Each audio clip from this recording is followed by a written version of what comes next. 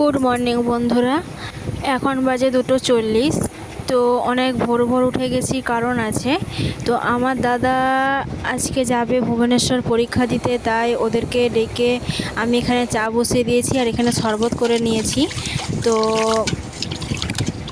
শরবতে দুজনকে দেবো, তো দাদাকে দেবো আর বড়ো ভাগনাকে দেবো। এই যে বড়ো ভাগনা নিয়ে নিল, আর এই যে দাদা খাচ্ছে শরবত, আর তোমার দাদা ভাইকে চা দিয়েছি।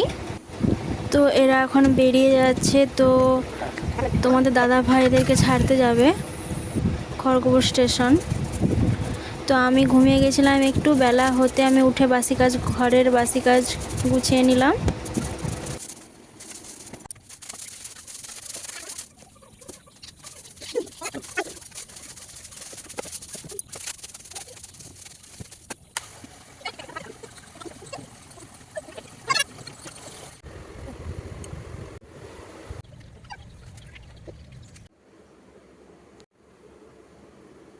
তো তোমাদের দাদাভাই বাজার গিয়েছিল, এই যে বেটুর কোলগেট আর ব্রাশ নিয়ে এসছে, আর এই যে বেটুর হাগিস, আর এখানে সব কিছুই আছে, সাবান, নিরমা, বাটি সাবান, তারপর ডেটল, কমফর্ট, এগুলো অনেক কিছুই আছে।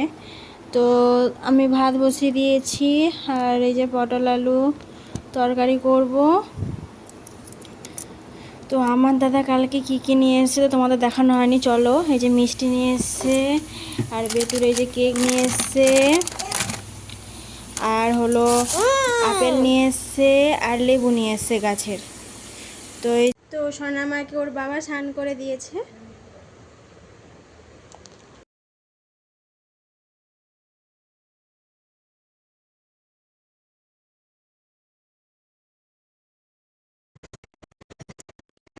তো দুপুরে ঘুমিয়ে পড়েছে, এই দেখো। আর এই যে বিকালে ঘুম থেকে উঠে পড়েছে, ওর মাথা আমি চিরুনি করে দিচ্ছি, দুধারে চুটকি করে বেঁধে দেবো। তো প্রচুর দুষ্টু। তো বিকালের আকাশটা প্রচুর মেঘ সেজে গেছে, তো বাতাসও বইতিছে, আর আজকের ঘুমারটাও সেই লেভেলেরই ছিল। তো আমিও এর ফাঁকে মাথাটা চিরুনি করে নিলাম। তো তারপর বাইরের ভিউটা তোমাদের দেখাচ্ছি, কীরকম বাতাস বইতিছে দেখো।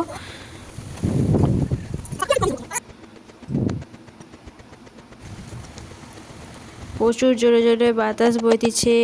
তারপরে এই যে বৃষ্টি চলে এলো, প্রচুর বৃষ্টি হলো। তো এখানে আমি চা বসিয়ে দিয়েছি শ্বশুর মশাইয়ের জন্য।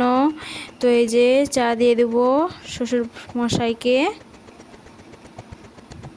বৃষ্টি আর চা একটা দুর্দান্ত। তো আমি এখানে রাতের খাবার করে নিচ্ছি।